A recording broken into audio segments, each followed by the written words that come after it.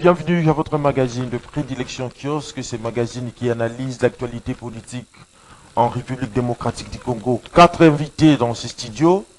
D'abord, Jiré Sanzala. Vous êtes le bienvenu sur Kiosque. Ça va, je vais bien. Merci surtout pour l'invitation. Je salue les co-débatteurs, les téléspectateurs. Je voudrais, si vous permettez, 3 petits biscuits comme vous aimez les dire. Je vous les permets, en fait. Merci. En fait, vous le savez, moi je venais d'être prouvé, j'avais perdu ma grand-mère. Je suis allé au cimetière pour acheter les caveaux, comme on dit, l'Uboulou. Ce que je vis là-bas, c'est extraordinaire. Je me dis, je ne pouvais pas laisser passer cette histoire. Il n'y a pas l'autorité de l'État dans tout ça. Vous savez, la vie humaine, elle est sacrée et la dignité de l'être humain doit être respectée même jusqu'à sa dernière demeure. Donc c'est certain que l'État ne maîtrise pas du tout les cimetières. Donc on se permet d'enterrer des gens dans des parcelles. Donc j'achète une parcelle et je me dis, bon matin, je se transforme en un cimetière, c'est inacceptable. Il y a même ce qu'il faut relever, très important, il y a des gens qui ils ont des parcelles, mais un voisin décide de transformer sa parcelle en un cimetière. Donc ça met des gens mal à l'aise. C'est une histoire qui dérange, mais malheureusement, moi, je n'ai pas remarqué l'autorité de l'État dans cette affaire. Deuxième chose, ce que je voudrais dire, c'est que concernant les embouteillages, si nous avons des problèmes, nous le savons. Il n'y a pas de route. Évidemment, cette histoire pose problème. Si on n'a pas de route, c'est un fait, il faut construire, on n'a pas de moyens, ok. Mais faisons en sorte que les gens respectent quand même les codes de la route. Là, j'invite le ministre provincial de l'Intérieur, de concert avec son collègue de transport, à ce que les gens respectent néanmoins les codes de la route. Ça va aider à ce que la circulation soit un tout petit peu fluide. Pour terminer, là, j'interpelle le ministre toujours provincial des infrastructures. Kinshasa, c'est pas le Gombe. Donc, si vous sillonnez le Gombe, vous allez voir qu'on est en train de réhabiliter les routes, ce qui est formidable. Mais là, chez moi, Kingabwa, je ne sais pas sortir. Il n'y a pas de route. Donc, l'avenue Koulumba, totalement délabrée. Donc, nous qui avons des petites voitures, donc on ne sait pas sortir. Donc, Kingabwa, aujourd'hui, c'est vraiment un véritable problème concernant la sortie de la population. Donc, ce sont ces petits biscuits que j'allais interpeller avec votre autorisation. Merci de me les... Très bien. Confiance Kiawete. Salut. Salut. Merci encore une fois de plus pour l'invitation. Donc, à chaque fois que nous sommes invités ici, c'est un honneur.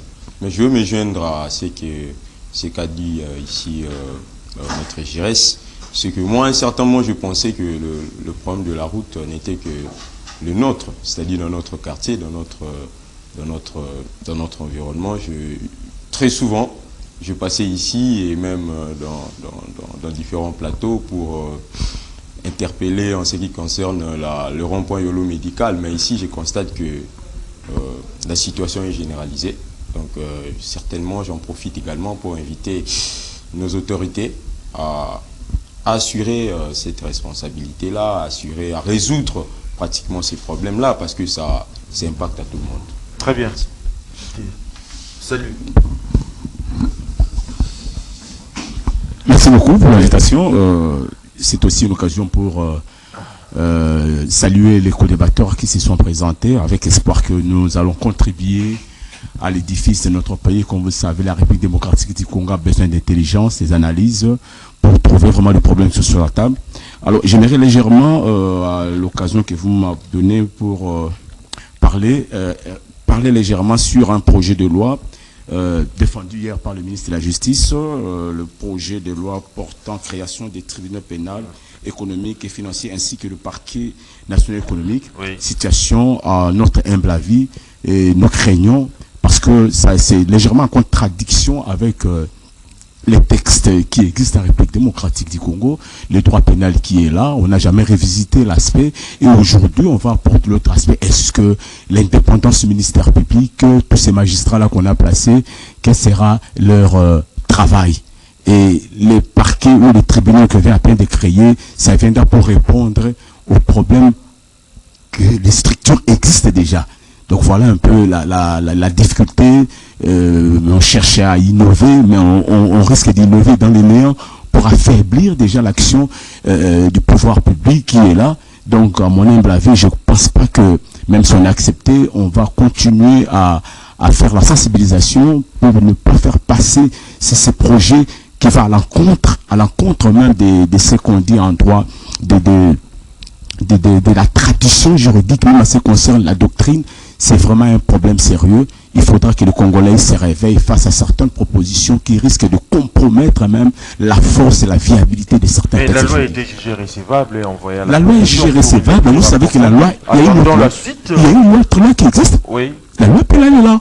Vous savez, en droit. Non, il y a un problème. Oui. Parce que vous verrez, à ce qui concerne le travail sur le terrain, lorsque vous saisissez un ministère public sur le plan pénal, il est capable de traiter ces problèmes et en parallèle vous créez une autre juridiction. À quoi maintenant on va les prérogatives reconnues à ce qu'on appelle le système de cassation? Parce que vous savez, aujourd'hui, nous avons trois fonctions. Il y a l'aspect constitutionnel, l'aspect pénal et également le tribunal administratif. Et si on prend les prérogatives reconnues à toute une activité pénale et on crée notre tribunal, qu'est-ce que ça crée dans ces pays? Donc voilà pourquoi nous disons qu'il faut éviter beaucoup de choses, des politiques pour s'attirer des activités, absorber même l'activité judiciaire. En tant qu'un simple analyste, ça choque, ça dérange la conscience commune que le gouvernement arrête, que le membre du gouvernement arrête avec des propositions politiques pour déranger les activités judiciaires. Très bien. Pour faire citer, je crois que votre appel est attendu. L'État, en tant qu'unité active, est ici interpellé pour considérer en fait vos dires et tenir compte d'un certain nombre de préalables que vous avez évoqués. Éric Michelot, vous êtes le bienvenu sur Kiosque. Merci, c'est un réel plaisir. Je salue également les co-invités et les co-débatteurs de cette journée mémorable. Et puis, je salue les téléspectateurs du Kiosque. Il est vrai que moi, c'est une même personne, un même personnage dont je rappelle à l'opinion publique et à l'état de droit que nous sommes. On a dépensé 450 000 $ par la demande du ministre de la Justice, garde des Sceaux, pour une perquisition dans les locaux et les affaires de Olive Lembé et Joseph Kabila. Nous attendions quand même une suite par rapport à ces perquisitions qui nous ont coûté, nous, Congolais, 450 000 $. Mais apparemment, ce sont juste des voitures qui se sont évaporées. Nous n'avons encore rien vu ni entendu. Des probants susceptibles de nous aider, de nous éclairer. En outre, il y a une affaire assez nébuleuse de 398 millions de $ pour la construction d'un immeuble à 2 niveaux à Kisangani, pour construire soi-disant des prisons. Mais l'implication intuitive personnelle du ministre de l'État, ministre de la Justice... La question va être analysée et débattue au cours de l'émission. Il ne faut pas aller vite en magnifique, parce que vous n'aviez pas annoncé, effectivement... Non, en fait, nous voulions déjà... et puis après, je vais annoncer nous inquiétons les différents sujets qui vont constituer l'ossature de cette émission, en fait. La pertinence du kiosque, c'est cela. Au moins, vous ne vous taisez pas sur des sujets aussi primordiaux pour les Congolais. Très bien. L'actualité politique, avec mes invités, nous allons donc analyser d'abord la journée du 17 mai, aujourd'hui. Le 17 mai, comme vous le savez, autrefois, c'était connu, l'entrée des LAFDEL dans la ville-province de Kinshasa. Aujourd'hui, l'État congolais a changé la journée pour que l'on puisse célébrer désormais les forces armées de la République démocratique du Congo. Je reste à Nzala. Vous, en tant que politique, en fait, comment interprétez-vous d'abord cette journée telle que mentionnée par le gouvernement de la République démocratique du Congo? Merci pour la question. Avant de répondre à cette question, je voudrais rendre hommage à un grand, le conseil Kalele, Mathieu Kalele, en fait, qui nous a quittés. Oui. Hier, il a été inhumé.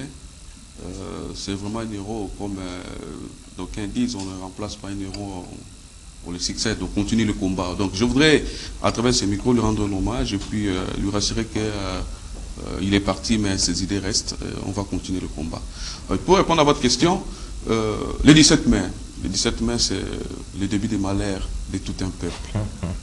Le début des malheurs de tout un peuple. Je me rappelle, j'étais tout jeune, je voyais les Kadoko entrer à Kinshasa, on était là, je voyais les gens applaudissaient, mais ils applaudissaient leur malheur, parce que tout a commencé par là. Mais bien évidemment, dans d'autres villes, ils étaient déjà là. Mosé Kabila, d'heureuse mémoire, parce qu'il a été assassiné, il n'était pas un monstre, mais les accords signés pour obtenir les soutiens rwandais.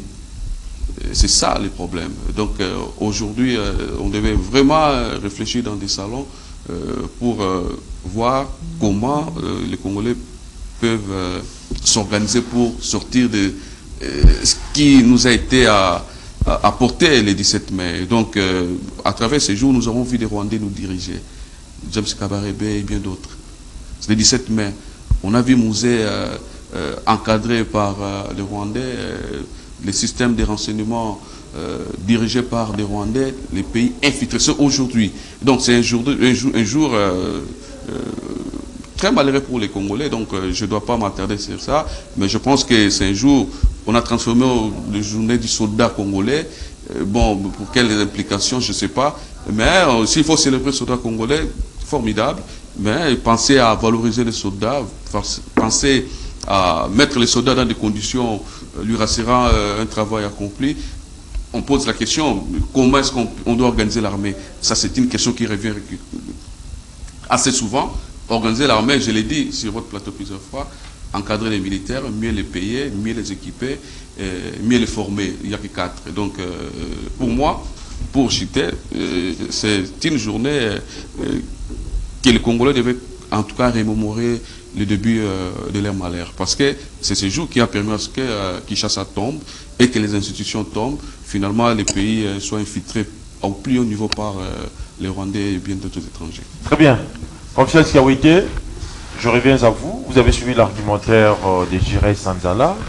Faudra-t-il admettre que le 17 mai, avec l'arrivée de l'AFDEL dans la ville province de Kinshasa, c'est un symbole de la consécration de la naïveté de tout un peuple?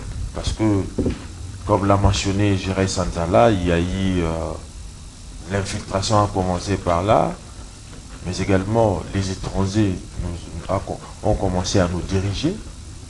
Votre analyse? Merci, cher confrère. Moi, je dirais simplement que cette journée, heureusement que nos autorités l'ont pratiquement changé. C'est devenu la journée de forces armées de la République démocratique du Congo. Parce que avec l'AFDEL, mais je ne dirais pas que c'est de là où notre malheur a commencé, mais ça nous a enfoncé davantage. Parce que Mouzé Laurent Désiré Kabila, quand il venait, les Congolais ont cru qu'il venait, qu'il libérait pratiquement la population congolaise. Mais alors qu'en réalité, nous étions plongés dans une sorte d'esclavagisme, dans une sorte où c'était pratiquement des étrangers, parce qu'il est venu avec lui. On en croyait qu'il avait, il était porteur de cet espoir. La population était fatiguée de la dictature. Le peuple congolais, pratiquement zaïrois à l'époque, était fatigué de la dictature des Mobutu. Et tout le monde a cru que l'arrivée de Laurent Désiré Kabila va libérer les choses. Oui, mais alors qu'en réalité, ce n'était pas le cas. Là, on s'est rendu compte que nous nous étions pratiquement trompés. L'homme est venu avec des Rwandais. Aujourd'hui, la situation que nous avions à l'est du pays, moi je dirais, tout est parti de là.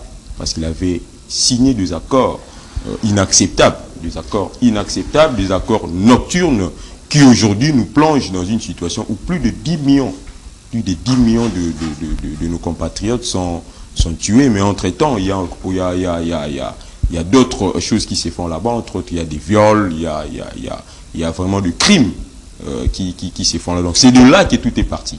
Alors moi je ne voudrais pas toujours qu'on revienne dessus. Au lieu de chercher à revenir dessus, vaut mieux parler de nos forces armées.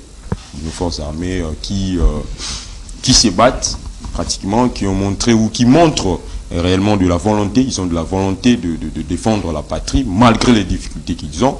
Mais la réalité de l'AFDEL, il y a avoir des ramifications jusqu'à aujourd'hui où l'armée infiltrée n'arrive pas à conquérir ou à récupérer les territoires occupés par l'ennemi. L'armée est toujours défaitiste. Vous ne voyez pas que quelque part, on doit faire une remise en question du tout? C'est ce que je dis. Donc, il faut réorganiser notre armée. Oui. Réorganiser notre armée parce que nous avions là une armée qui, déjà au départ, avait un Rwandais comme un chef d'état-major. Mouzé est venu avec des Rwandais, qu'il a placé pratiquement des officiers rwandais qui étaient là à la tête ou qui occupaient des fonctions de stratégie les fonctions de commandement à la tête de notre armée. Donc ici, il faudrait réorganiser cette armée, restructurer cette armée, mais aussi doter cette armée des conditions qu'il faut, que nos soldats puissent avoir des conditions qu'il faut. Aujourd'hui, il suffit simplement de s'y rendre dans les camps, dans des camps militaires. Vous allez vous rendre compte dans quelles conditions nos militaires sont logés, dans quelles conditions nos militaires vivent. Voilà le travail qu'il faut faire. Ici, j'invite évidemment nos autorités. Le travail à faire, c'est d'améliorer les conditions de nos voyageurs soldats. Je salue quand même, parce qu'il y a eu, on a doublé pratiquement les salaires de nos militaires, mais je dis que ce n'est pas suffisant.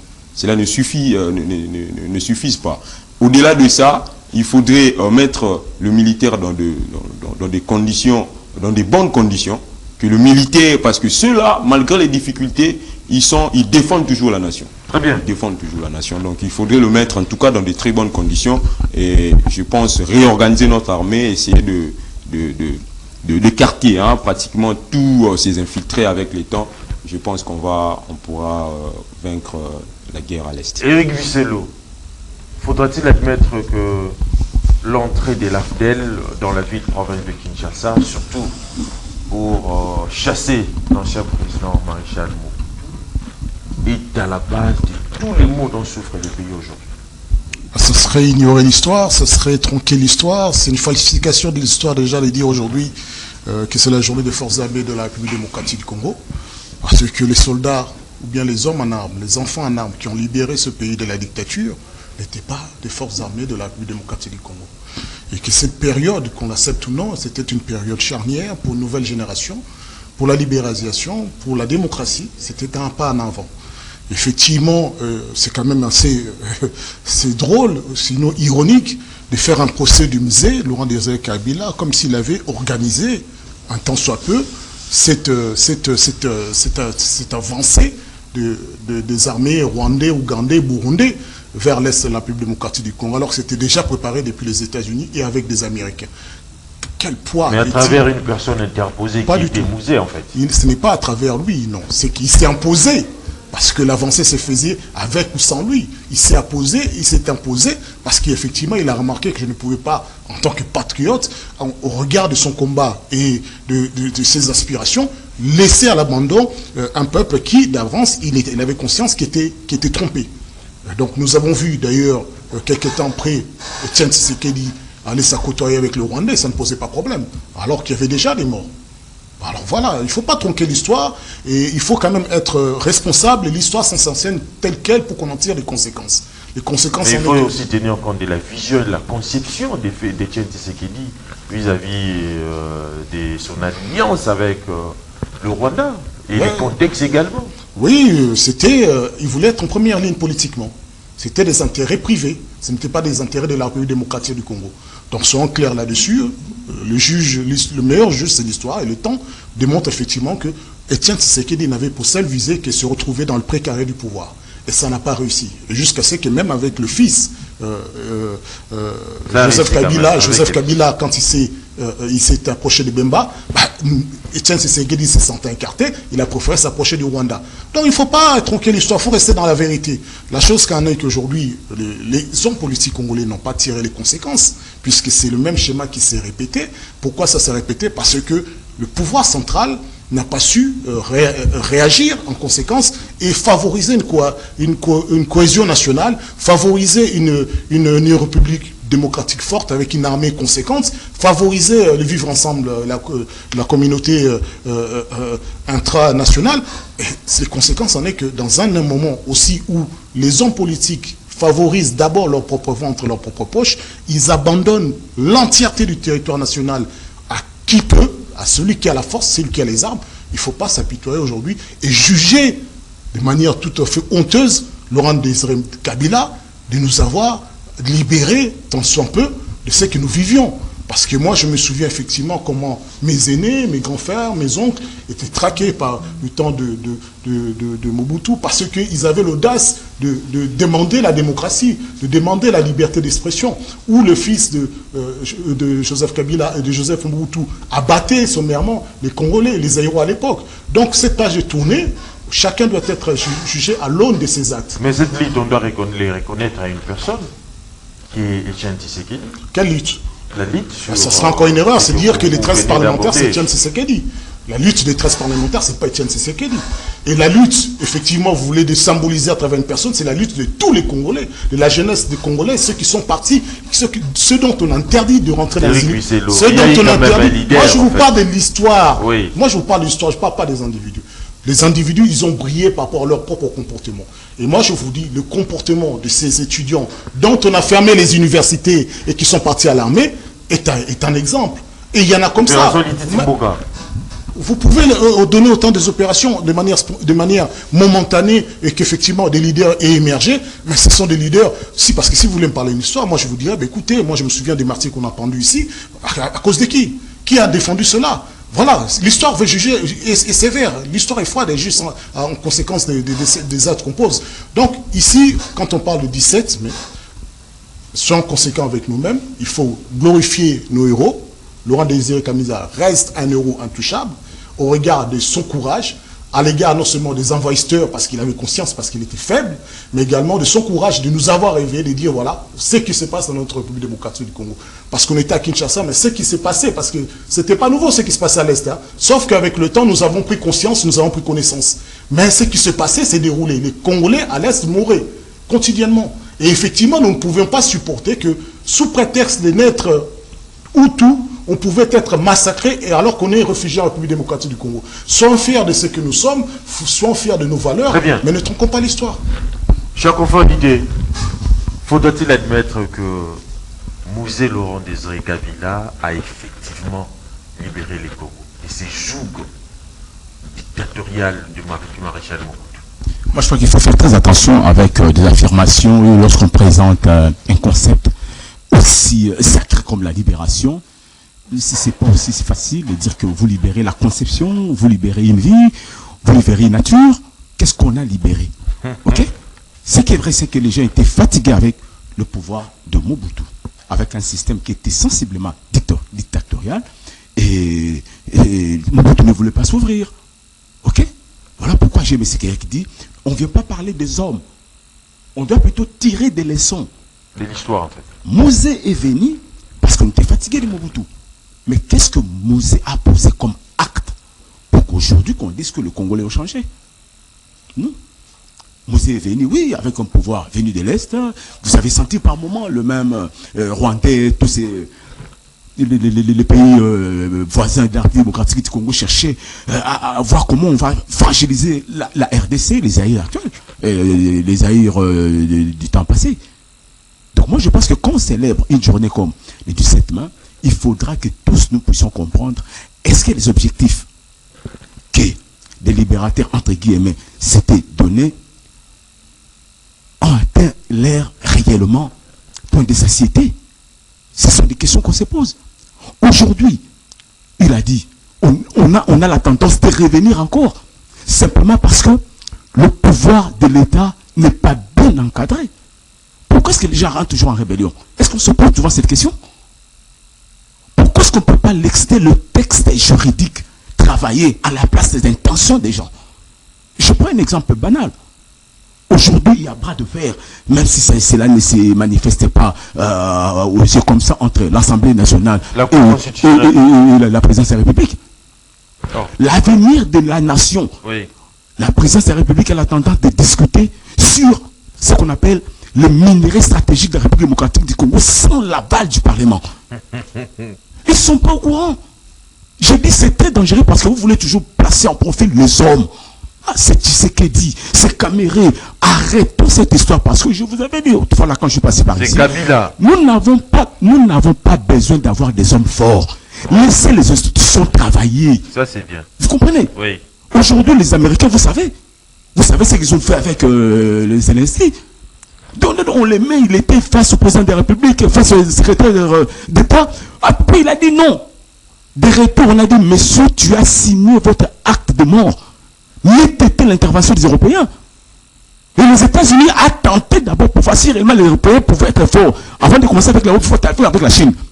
Avec des taxes douanières au conso. Vous avez vu ce qui s'est passé? Avec la Chine ose. Les Américains ont constaté qu'on n'a plus le droit de monopole. De l'autre côté, les Européens s'est préparé. C'est-à-dire, on est en train déjà de tester la puissance, pour ne pas dire la capacité de nuisance dont les États sont en train de préparer par rapport à l'Europe ou par rapport à l'Ukraine. Oui. Donc je rentre rapidement pour dire que c'est à nous aujourd'hui de tirer des leçons.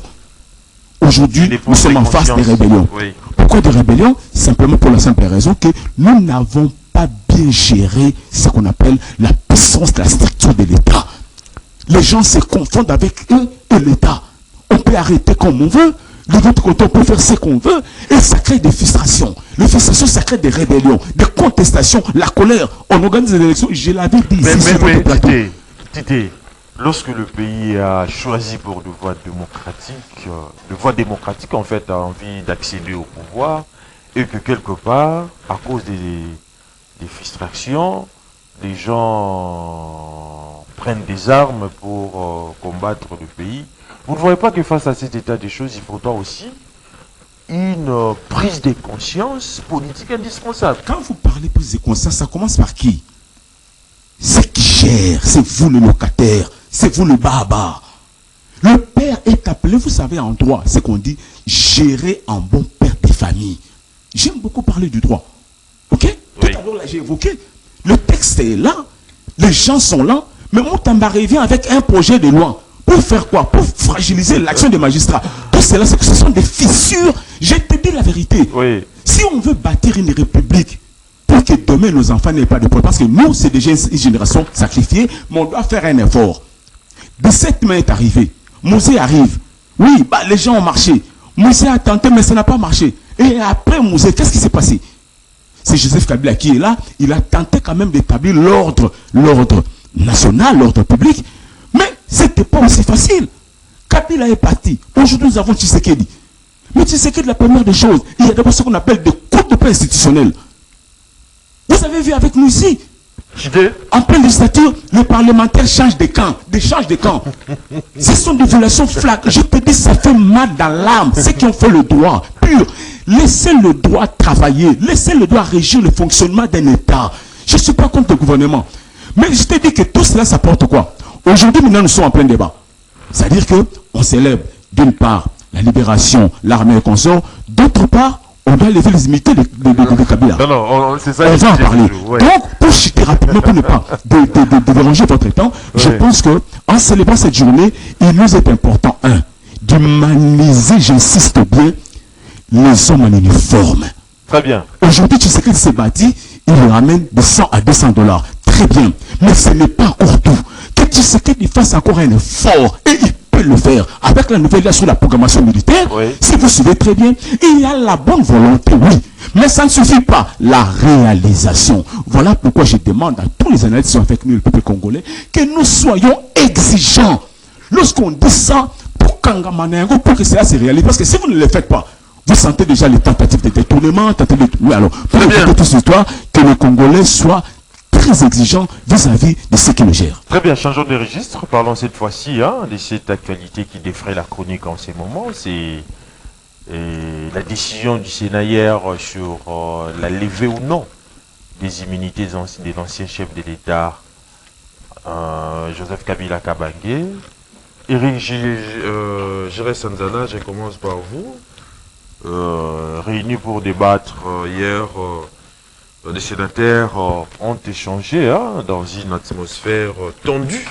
Certains ont eu à insister même sur le respect rigoureux de la procédure parlementaire, tandis que d'autres ont dénoncé ce qu'ils perçoivent comme une manœuvre politique dissimulée derrière des injonctions judiciaires. Vous, en tant que juriste, comment interprétez-vous ça?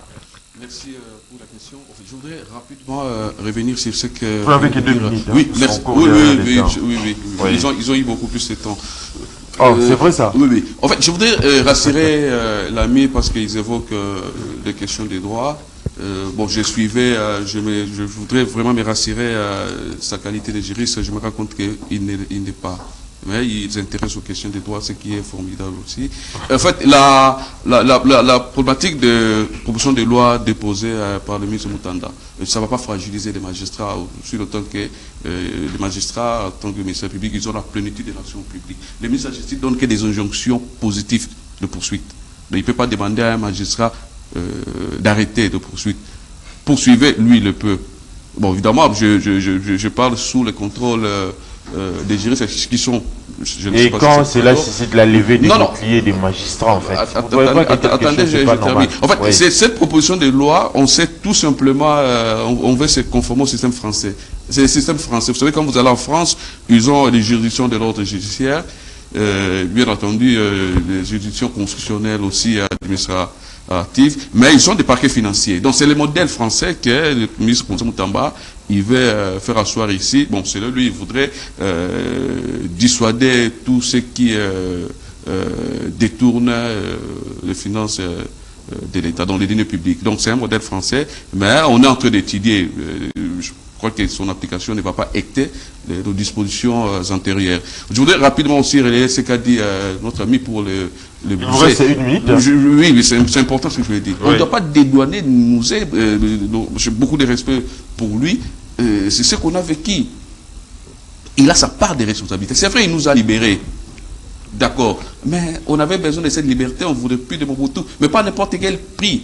Celui qui a placé James Kabarebe comme chef d'état-major, c'est Musée. Vous dites que pouvait ne pas être là, le procès était déjà déclenché aux États-Unis d'Amérique, ils pouvaient ne pas être là, ils allaient avancer. Mais attendez, peut-être que vous parlez de l'histoire avec beaucoup de modestie, c'est comme si vous ignorez certaines choses. Musée a été contacté par des Américains, ils ont mis en contact avec des Rwandais pour faire sauter Mobutu. Il était contacté, alors rien n'était de ses destins encore. Ils ont commencé d'abord par échanger, mettre des plans, exécuter. Donc, on avait besoin de cette liberté, pas n'importe quel prix. Bon, écoutez, il est parti, mais nous maintenant, de voir dans quelle mesure on peut essayer de relever. Très bien, répondez à la question. Mais on ne doit pas les dédouaner. Bon, je voudrais parler de lever des immunités. Au fait, je voudrais que les gens comprennent une chose. Kabila est sénateur à vie, donc il a un statut constitutionnel, il est sénateur, mais en tant que sénateur, il est sénateur comme tous les autres sénateurs. Et s'il y a des faits qui lui sont reprochés, c'est tout à fait normal qu'on engage des poursuites contre lui. Mais il y a aussi, évidemment, c'est un débat de doctrinaire, les immunités pour un parlementaire. Excusez-moi, Eddy, j'aurais besoin d'une minute supplémentaire. Oui. Les immunités sont accordées. D'abord, c'est quoi les immunités? Ce sont des dispositions qui assurent aux parlementaires un régime juridique dérogatoire aux droits communs en rapport avec leurs relations avec la justice afin de préserver leur indépendance. En fait, les immunités sont données aux députés, aux parlementaires pour les préserver dans leurs opinions. Donc, comme quand vous lisez l'article 7, aucun parlementaire ne peut être arrêté à raison de ses opinions. Donc, je vous dis, on s'est dit, les législateurs, c'est un monsieur élu par la population, il doit parler, il doit émettre, il doit défendre la population, mais il doit être protégé. Ce sont des mesures de protection. Pourquoi? Parce qu'on les préserve en raison de ses opinions, dans le cadre de l'exercice de son travail. Donc, en tant que député, vous êtes protégé. Mais parlons-en, un député qui vole, est-ce qu'il a des immunités? Les immunités couvrent les vols. Les immunités couvrent en réalité, je dis bien, je précise, c'est un débat des doctrinaires. Oui. Il y a d'autres qui pensent que les immunités couvrent tout simplement les opinions tenues dans le cadre ou dans l'exercice de sa fonction. Mais revenons maintenant pour Joseph Kabila. Est-ce que ce dont on lui reproche, c'est dans le cadre de son travail en tant que sénateur? Évidemment, je précise que ce statut, il est constitutionnel, mais bon, d'aucuns pensent que c'est à titre honorifique. Bon, évidemment, un ancien président doit être protégé, mais d'aucuns pensent qu'il jouit de tous les droits, de toutes les vertus et droits conférés par les législateurs à tous les sénateurs. Mais est-ce que ce dont on lui reproche, est-ce que ce sont des faits tenus dans le cadre de l'exercice de ses fonctions de sénateur? La réponse, elle est non. Évidemment, il faut qu'on cristallise les faits aussi. Si ce dont on lui reproche est vrai, non, évidemment, parce que la culpabilité n'est pas encore établie. Et moi, je n'ai pas de preuves. Oui. Mais j'ai beaucoup de respect pour le ministre de la Justice qui a demandé les poursuites, parce que je me dis, avec beaucoup de modestie, il a tous les services que moi je n'ai pas. Quand il dit qu'il a des preuves que Joseph Kabila sera en complicité avec les rebelles, j'ai beaucoup de réserves. Je me dis, bon, lui, il est ministre, il a des services, il se pourrait qu'il a raison. Très bien. Alors, si c'était le cas, je pense, à mon avis, ça ne nécessitait même pas qu'on lève les immunités de Joseph Kabila, on aurait tout simplement autorisé des poursuites contre lui. Parce que les faits dont il est question, les faits pour lesquels il est reproché, ce n'est pas des faits commis à tel sénateur. Voilà, évidemment, ce sont des débats des doctrinaires. Bon, les autres souhaitent assez qu'on lève des immunités, mais moi, à mon humble avis, on aurait dû demander tout simplement l'autorisation de poursuite. Mais quand vous parlez des faits, vous faites... Parce que lorsqu'on a eu à le poursuivre, c'est c'est parce qu'il a eu à aller dans des zones occupées par le rebelle à l'insu des institutions de la République. C'est là constitué un pivot de dire que le fait... C'est lorsqu'il est sénateur à vie. Écoutez, cher Eddy, aller à Goma, constituer une infraction, on aurait arrêté les prêtres. Si c'est vraiment pour ça, en tout cas, on doit encore relire le droit pénal. Les prêtres, c'était dans un cadre, je dirais... Attendez, s'il vous plaît, si c'est seulement, on a engagé des poursuites contre Joseph Kabila, tout simplement parce qu'il serait parti à Goma, parce que moi, je n'ai pas encore vu des images, on l'aurait vu là-bas. Si c'est pour ça, en tout cas, on doit relire le droit pénal. Si aller à Goma, c'est conduire une infraction. Parce que les prêtres ont été à Goma. On les a pas traduits en justice. Mais pourtant, le président de la République disait clairement que Kabila est derrière l'AFC et tout et tout. Si c'est pour ça, alors on aurait tout simplement demandé de poursuites contre lui. Parce que les faits lui reprochaient ne cadrent pas, il n'a pas commis dans le cadre de ses fonctions de sénateur. Confiance qui a été, je reviens à vous, la levée des immunités de Joseph Kabila Kabange, ancien président de la République démocratique du Congo, faudra-t-il dénoncer l'arbitraire de l'État face à cet état des choses? Merci, cher confrère. Moi, je pense, concernant le dossier de l'ancien président Joseph Kabila, premièrement, je dirais, dans ces pays, à un certain moment, je me rends compte que ce sont les individus qui sont protégés. Alors qu'ici, on devait simplement protéger les institutions. Voilà pourquoi je dis, mais le texte que nous avions ici, les textes ne sont pas adaptés, parce que le texte qui régit aujourd'hui pratiquement nos lois, ce sont des textes qui protègent pratiquement les individus. Je dirais, le ministre de la Justice, même celui le VPN de l'Intérieur, ils nous ont dit qu'ils ont des preuves. Ils ont des preuves. Ici, on ne saura dire mot parce qu'ils n'ont pas encore brandi ces preuves-là, ils n'ont pas encore rendu public ces preuves-là, mais ils ont rassuré qu'ils auraient des preuves sur pratiquement Joseph Kabila, son appartenance ou son adhésion ou son soutien au M23. Mais ici, je voudrais dire, Kabila d'abord en tant qu'humain, en tant que personne, c'est un individu. Il n'est pas aussi au-dessus de la loi.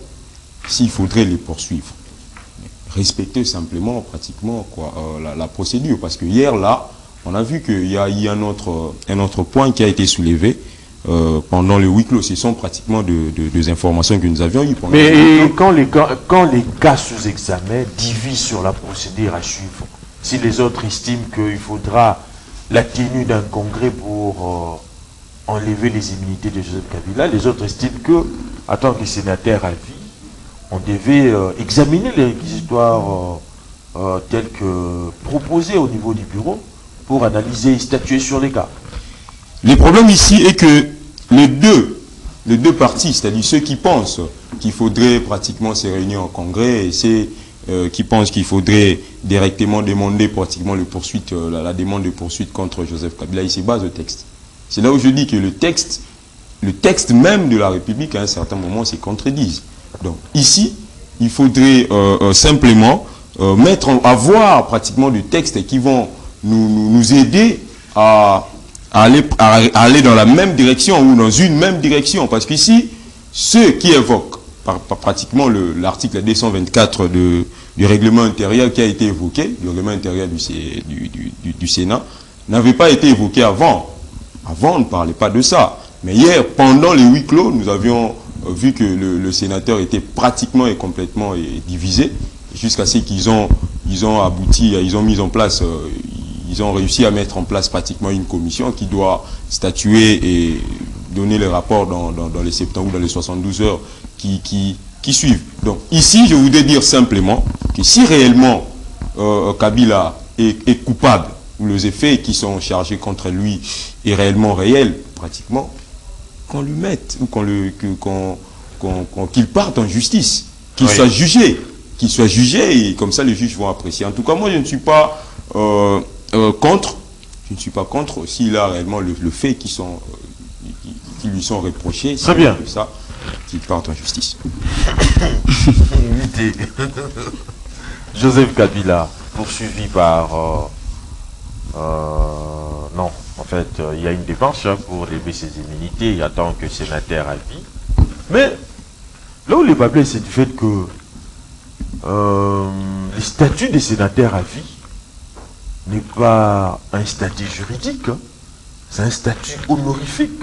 C'est ce que je pense, je ne sais pas, les juristes sont là, peuvent nous départager, mais pourquoi alors ne pas respecter la procédure quant à cette démarche? Écoutez, c'est ça un peu la beauté de la démocratie. Hein? Vous savez, les droits, nous l'appelons, c'est du kamulangu. Il faut apprendre à bien danser, oui, et pour mieux comprendre la nature même de la chose. Il n'y a pas de contradiction. Le droit est clair là-dessus. Hein? Nous avons dit que nous ne sommes pas venus parler sur les gens. Hein? Nous parlons sur la République démocratique du Congo. Parce que tout à l'heure, là, tu faisais allusion sur les statuts pénals. Parce qu'il faut voir, je te renvoie dans un document sur les statuts des anciens présidents de la République. C'est là où tu vas bien comprendre qu'ancien président, puis on l'a déversé comme sénateur. Oui. C'est clair, il n'y a pas de débat là-dessus. Okay? Si vous lisez dans l'article 7, on dit le statut pénal. Tout ancien président de la République élu jouit de l'immunité de poursuite pénale pour les actes posés dans l'exercice de ses fonctions. Oui. Nous sommes dans l'article 8. Pour les actes posés en dehors de l'exercice de ses fonctions, les poursuites contre tout ancien président de la République démocratique du Congo élu sont soumises au vote à la majorité des 2 tiers de membres de 2 chambres, oui, du Parlement réunis en congrès, suivant la procédure prévue par son règlement intérieur. La loi est très claire. Okay? Voilà pourquoi les sénateurs sont très sages. Il faut une commission, et ce n'est pas seulement au niveau du Sénat. Ce n'est pas fini. Ce que j'ai plus, c'est à l'article 9, où c'est stipulé en matière de crimes contre la paix et la sécurité de l'humanité commis par tous les anciens présidents de la République élus, les juridictions nationales ont priorité sur toute juridiction internationale ou étrangère. C'est-à-dire, c'est là où on reconnaît aux juridictions internes. Oui. C'est-à-dire, pour le cas d'espèce, nous sommes dans ce qu'on appelle dans une affaire mixte où le tribunal militaire s'est saisi. Oui. Parce qu'il y a crime de guerre, il y a des effets militaires qui ont été signés. Kabila était son état civil. Pardon? Pardon? Je n'ai pas de conditionnel. Il aurait. Parce que tout à l'heure, on a dit, il y a le service qui présente. J'ai dit bien les services. Il faut faire très attention parce que quand aujourd'hui on veut parler du ministère de la justice, les gens ont tendance à voir que moi je suis contre Moutamba. Non, non, non, non. C'est-à-dire, nous restons congolais. Les services ont documenté un certain nombre d'éléments contre l'ancien président de la République. Oui. Dans la phase actuelle, on dit, nous sommes dans une phase d'instruction. Elle a toujours été secrète. Ok? On ne peut pas dévoiler, de peur que nous risquons de perdre même la nature, d'oublier même ce qui a été dit. Alors, à mon humble avis, je crois que les sénateurs sont sages pour réduire les scaphandres de Joseph Kabila en tant que président de la République. Est-ce que les éléments ont été présentés pour affirmer ou aggraver cette situation? Ça, c'est un. Deuxièmement, oui, il appartient au Parlement, c'est-à-dire réunis en congrès, les deux pour discuter. Parce que vous allez constater que avant d'être déversé comme sénateur à vie, oui, bon président, ancien président, mais les faits reprochés, ça pèse par rapport au statut. Vous comprenez? C'est pourquoi on dit que ce sont les faits. Oui. Donc cela ne te dédouane pas en tant que citoyen normal. Parce que je suis sénateur à vie, je peux tuer les gens. Je dis, qu'il y aurait des ramifications avec le mouvement rebelle. Et c'est pourquoi je dis, c'est ça même la beauté de la démocratie. Ce sont des débats que ça doit être ouvert. Qu'au niveau de plateau comme ça, que nous les disons sans passion. S'il y a de passion, on tue la République. Parce qu'on veut protéger Kabila, parce qu'on est contre Kabila. Non. Nous cherchons à ce que la République, que seules les institutions, seuls les textes s'interprètent de lui-même. Et vous verrez qu'on sera en face d'une République forte. Très bien. Éric Bisselo, je reviens à vous. Est-ce que le Sénat congolais a-t-il des bases pour aujourd'hui lever les inimitiés de Joseph Kabila? Vous êtes juriste. Oui, tout d'abord, je vais me passer, je vais dire mon estimé confrère. Juriste Anzala. Oui, effectivement, nous sommes juristes tous les deux. Mzé n'a jamais nommé Kabila comme chef d'état-major. Nous sommes deux juristes, il faut un acte pour pouvoir dire vous bénéficiez de cette qualité. Il vous appartiendra d'aller chercher l'acte nommant M. James Kabarebe comme chef d'état-major de la République démocratique du Congo ou du Zaïre ou de l'armée de la République démocratique du Congo. C'est l'acte juridique qui compte. Ça, c'est d'abord. Mais vous voulez me dire qu'il exerçait des fonctions comme chef d'état-major? Je ne l'ai pas dit. Non, vous avez dit qu'il a été nommé. Mzé l'a nommé. C'est ça que vous avez dit. Moi, je reviens à vous dire qu'il n'a jamais été nommé par Mzé parce qu'il n'y a jamais eu d'acte faisant office de nomination. Mais il occupait la fonction.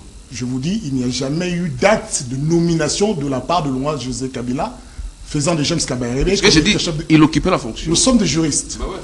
Alors s'il n'y avait pas d'acte, alors il y avait lorsqu'une armée, ce n'était pas l'armée nationale. Il a notifié. Non, ce n'était pas une armée nationale. Oui. C'était une cosmopolisation des forces. Ce n'est pas une armée. Nous sommes suivis. Non, oui, soyons conséquents. Nous sommes suivis. Soyons conséquents. Nous sommes juristes. Ce sont les actes qui consentent. Nous sommes dans le droit. Oui. Tous les chefs d'état-major de la République démocratique du Congo, même du temps de Maïzi, du temps du Zaïre, ont un acte. Et ces actes est trouvable et vérifiable. Et quand vous allez dans les archives, vous n'aurez aucun acte faisant de James Kabarebe comme état chef d'état-major. Moi, je parle du fait.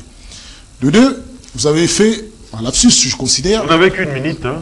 Moi, je n'ai qu'une minute. En fait, il vous reste une minute. Moi, il me reste une minute. Alors, vous avez déjà consommé 5 minutes pour parler d'autre chose. Et là, il parle 5 minutes pour parler d'autre chose. C'est là qu'on pousse à répondre. Cela dit, je suis rentré dans le vif du sujet. Je comprends effectivement que défendre les droits de sénateur à vie met mal à l'aise certains intervenants. Mais il n'y a pas de souci, allons-y.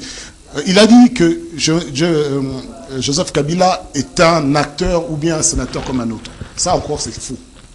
Pourquoi je le dis? Pour de simples raisons qu'effectivement, le règlement intérieur du Sénat consacre 2 articles spécifiquement pour le sénateur à vie. L'article numéro 4, alinéa 1er. Le Sénat comprend 108 membres élus et un membre de droit conformément aux dispositions constitutionnelles et légales. C'est-à-dire bien une distinction entre les membres élus et Joseph Kabila, qui n'est pas comme les autres. Ouais. L'article numéro 5. Le membre de droit est sénateur à vie. C'est-à-dire Joseph Kabila. Outre les droits, privilèges et avantages à lui reconnus par les statuts d'ancien président de la République élu, conformément à la loi numéro 18/02 du 26 juillet 2018, tel que l'a cité le précédent intervenant, le sénateur à vie bénéficie de tous les droits reconnus à tous les sénateurs. Ça, c'est le 1. 3e alinéa. Le sénateur à vie est dispensé des obligations auxquelles le sénateur est tenu conformément au présent règlement intérieur. Ça, c'est particulier. Quand on est dispensé de toutes les obligations, conformément aux lois, conformément même au devoir d'un sénateur, c'est-à-dire on est dispensé de toutes les sanctions liées aux exercices de fonction de sénateur. Pour de simples raisons. Qu'un sénateur peut être suspendu, on peut suspendre ses éléments, mais lui, il n'est pas tenu par ses obligations. Le fait qu'on ait désigné une commission, c'est conforme à l'article 218, hein, c'est un processus normal du Sénat. Mais il y a 2 statuts qui qualifient le sénateur à vie. D'abord, en tant qu'ancien président de la République, ça, si vous voulez retirer ce statut-là, il faut un congrès, que vous le vouliez ou non. De 2, en tant que sénateur à vie, la question qui se pose au Sénat, est-ce qu'on en a la compétence? Nous qui ne sommes que des passagers, lui, il est à vie de droit. Mais c'est quand même ironique, ce sujet. Parce que moi, je me souviens ici, il y a 2 ou 3 ans, quand le débat se posait si sénateur à vie Joseph Kabila devait revenir pour les élections 2013. Mais les membres du DPS, le pouvoir disait non, il ne peut pas revenir, il est sénateur à vie. Il ne peut pas se vêtir de ce statut. Impossible, disait-il. Impossible. Mais aujourd'hui, on pose la question, on dit oui, oui, c'est possible, parce que les intérêts politiques rejoignent effectivement les intérêts privés. Mais outre, non, sénateur Joseph Kabila a déjà été jugé, pas par l'État, mais par les acteurs politiques et le régime. Sans condamnation était déjà faite au niveau de 11e rue, par Kabouya, qui disait déjà à quel point il était coupable. Oh, c'est un acteur politique majeur qui intervenait, qui jugeait que le sénateur a vu, il avait fui, parce qu'il était coupable. Oui. Mais parlons-en, parce que au sein du Sénat, il y a l'intervention de l'éditeur supérieur militaire qu'il fallait argumenter. On parle de l'intervention d'Eric Kunza, l'ancien du M23 qui était attrapé. Soyons sérieux. Le problème avec nous sommes des juristes. Il sait comment se passent les interrogations, les interrogatoires au sein de l'ANER. Vous n'êtes pas assisté d'un avocat.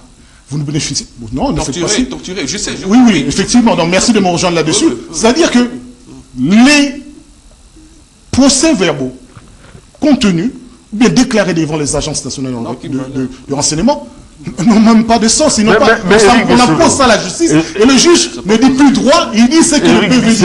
Et là, cela nous pose un problème de légitimité et sinon de droit. Éric Bisselo, le Sénat congolais est aujourd'hui dominé par la majorité des pro-Tshisekedi, risquant, je dirais, une décision perçue comme partisane plutôt, mais quelles pourraient être les conséquences possibles? Et c'est une instabilité prolongée ou un renforcement de l'état des droits? L'état des droits ne se passe pas par la défense des intérêts de quelques individus, ou bien d'une quelconque majorité parlementaire, ou bien même de sénateurs, mais sur le respect de ce que dit les textes de droit. Je vais vous dire une chose, dans pas longtemps, Félix Tshisekedi sera protégé par la même loi, par les mêmes dispositions. Est-ce que vous sous-entendez ce que ça veut dire? Est-ce que pendant ces 10 ans, il n'y a pas eu des péchés mortels contre les institutions de la République, contre la Constitution? Et s'il y a eu péché, comment on qualifie cela? Juridiquement, comment on le qualifie? Ça s'appelle de la haute trahison pour un certain nombre de principes. Même le fait de disposer de notre richesse et d'en faire autre chose que c'est pourquoi nous devions y bénéficier. Donc, en conséquence, soyons quand même rationnels. Le Sénat, le mandat impératif est nul. Ce n'est pas un Sénat de majorité. C'est un sénateur qui représente la nation. Il ne représente pas le camp politique. Ici, il est question de préjudice que cela pourrait causer à la République et sinon, la jurisprudence qui va y naître. Et c'est ça qui est grave. Il naîtra une jurisprudence qui fragilisera Félix-Antoine Tshisekedi lui-même dans les quelques années. Et encore le temps, je dis dans quelques années, il se pourrait qu'avec l'instabilité actuelle, qu'on n'arrive pas en 2028, qu'il n'y ait pas des élections en 2028. Très bien. C'est que nous ne souhaitons pas, nous souhaitons des élections. Mais avec le contexte actuel, sachez une chose, on ne nous voit pas la boîte de Pandore par sentiment, par dire qu'aujourd'hui nous sommes en position de force, nous pouvons faire ce que nous voulons. Il faut respecter l'état de droit. Et quand moi je dis, je reviens à dire, le Sénat a consacré le statut de sénateur à vie. Il a dit, vous n'êtes pas comme les autres. Vous n'êtes pas concerné par toutes les obligations. D'ailleurs, vous faites partie de toutes les commissions d'office. Donc, c'est-à-dire, vous venez, vous avez vos droits. Oui. Il n'y a pas de jeton de présence. Alors, je n'arrive pas à comprendre en vertu de quel article ils vont dire, vous êtes concerné par les sanctions. Puisque, en principe, on est sanctionné quand on ne respecte pas une obligation. Alors comment peut-on être sanctionné si on est dispensé de toutes les obligations? Très bien, changeons de registre. Vous avez une minute. Je vous juste un mot par rapport... S'il vous plaît. Disons, par rapport au scandale détournement au niveau du ministère de la Justice, pour la construction des prisons, faudrait-il admettre que c'est envie de construire des prisons dorées ou c'est un scandale de l'État? Moi, ça rejoint ce projet projet de création de centres financiers spécifiques. Oui, j'ai terrible. C'est-à-dire que ceux qui sont au pouvoir, parce qu'ils savent que leur plus grand crime, c'est détournement, ils se préservent un lieu de choix. De un, ils se préservent un lieu de choix en choisissant eux-mêmes leur juge, la manière dont ils vont être jugés, où ils vont être jugés, et par quel mécanisme, et ils vont certainement décider même de la peine. Parce qu'ils sont englués. De deux, ils vont décider même de leur lieu d'incarcération. Mais ça rejoint, c'est inquiétant parce que le choix de dépenser 398 millions de dollars, d'ailleurs la lettre du directeur de cabinet du Premier ministre rappelle, c'est en violation de tous les principes des passations de marché public. C'est-à-dire de gré à gré avec une entreprise qui n'existe pas, qui n'a aucun passif, qui n'a pas les moyens, qui ne dispose même pas des 30% comme le veut la loi, des moyens conséquents pour fabriquer. Et 398 millions, là on dit qu'on va supprimer 53 institutions qui ne portent rien, on cherche de l'argent pour la défense, mais lui va décenser 398 millions comme ça, là, en vague. D'ailleurs, Zion Construction, dans sa propre partenaire, selon certains intervenants, certains commentateurs, une petite amie de M. Constant Moutamba qui travaille à l'Eurobank est partie prenante dedans dans cette affaire. Donc la Première ministre l'a rappelé, il y a des principes, vous ne passez pas à ce montant-là en marché de gré à gré, vous avez un certain nombre de préalables et vous veuillez nous montrer cela. Et effectivement, vu que le Premier ministre, ce ministre-là avait accusé la Première ministre d'être corrompu, Aïba Kambongo Yaba Congolais, aujourd'hui la Première ministre lui dit, voilà, moi je ne vole pas.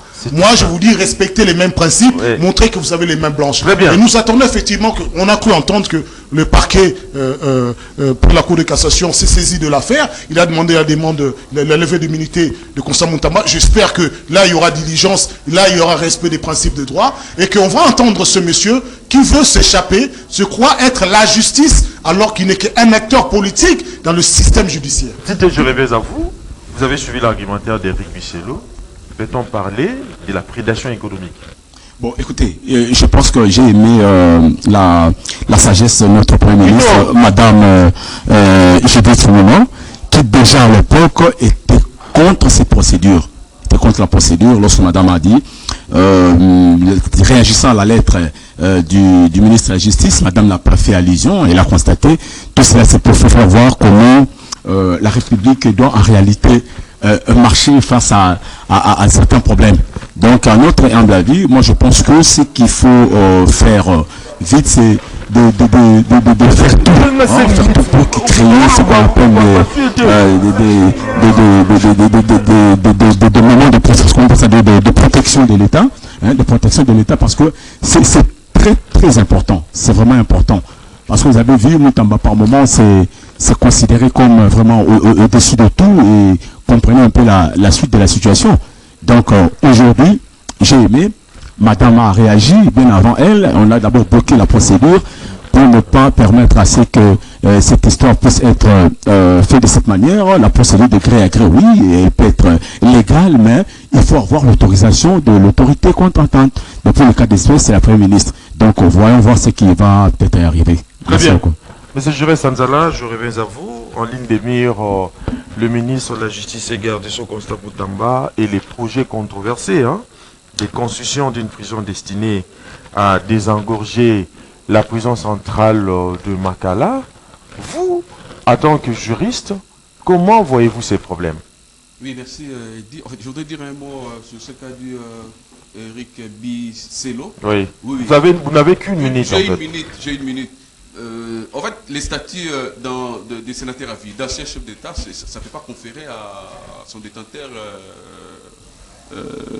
l'impunité. Et donc, en tant qu'ancien président, il est tenu à une attitude d'exemple. Il doit être exemplaire, exemplarité. Donc, on sous-entend qu'il a dirigé le pays, il doit jouir de beaucoup d'avantages, il lui est reconnu beaucoup de choses, mais à son tour, lui, il doit reconnaissance à la nation, il doit être exemplaire. Donc, en fait,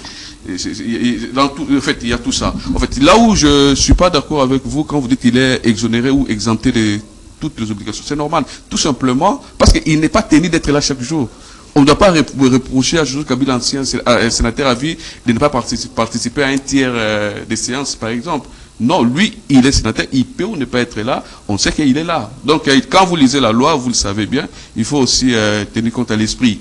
Donc, ça signifie qu'il est sénateur, et comme tous les autres sénateurs, parce qu'on dit il bénéficie de tous les droits et avantages comme tous les autres, mais il lui est exempté un certain nombre de choses parce que c'est des obligations, parce que des obligations. Non, mais oui, bien sûr, parce que il n'est pas, cette qualité ne lui confère pas quelque chose d'intouchable, même si il s'est livré à des actes de compromission. Pas du tout. Alors, ce que moi je peux dire, proposer les parlements, il faut penser aussi à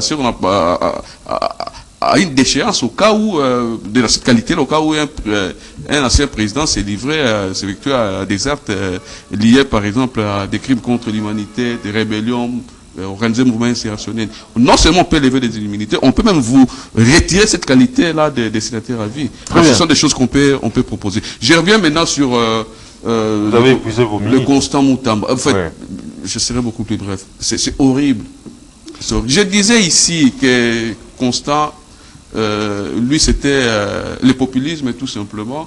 Mais en dehors du populisme, on s'est rendu compte que c'est l'argent qu'il cherchait en réalité. Parce qu'il a parlé ici que de gré à gré. La loi est claire. Lisez la loi sur les personnes de marché public, sur les marchés publics. Il y a des conditions. Quand est-ce qu'un marché peut être autorisé à faire des gré à gré? Et puis il y a même les plafonds qu'il ne faut pas dépasser. Donc lui, on sent vraiment qu'il y a quelqu'un qui avait besoin d'argent. On sait qu'il y a besoin, parce qu'on savait qu'il y avait Frivao, qu'il y avait de l'argent là-bas. On a monté une histoire. On a compris que le Messie avait besoin d'argent. Et ça, c'est anormal, c'est inacceptable. On dit les jeunes, les vieux là, qu'est-ce qu'ils ont fait? Nous-mêmes, quand on arrive, on commence à voir. Et puis le problème avec les régimes Tshisekedi, vous savez quoi? Ils veulent, dans peu de temps, avoir beaucoup plus de moyens que les gens qui ont travaillé pendant 18 ans. Mais c'est ça le vrai problème. Une recherche effrénée de lucre. Très bien. Donc on veut, dans un laps de temps, avoir beaucoup d'argent plus que ceux qui ont travaillé pendant 18 ans. Très Et ça, bien. c'est grave. Confiance qui a été, je termine par vous. Constant Moutamba, qui est souvent présenté comme un héros de la morale, hein, mais tout en étant englué dans une affaire de prédation, vous ne voyez pas que cela relance les débats sur la transparence des marchés publics en République démocratique du Congo. Je termine par vous.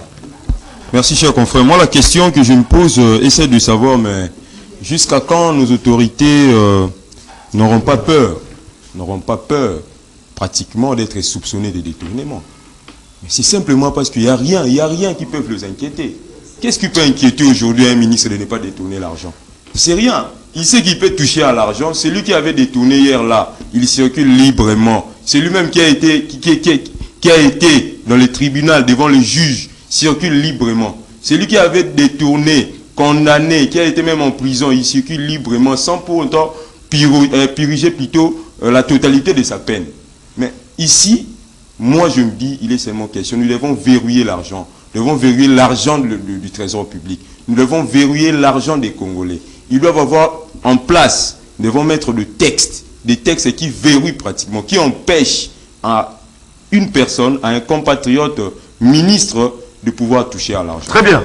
En tout cas, nous sommes arrivés à la fin. On me fait signe que les temps qui nous a impartis touché à sa fin.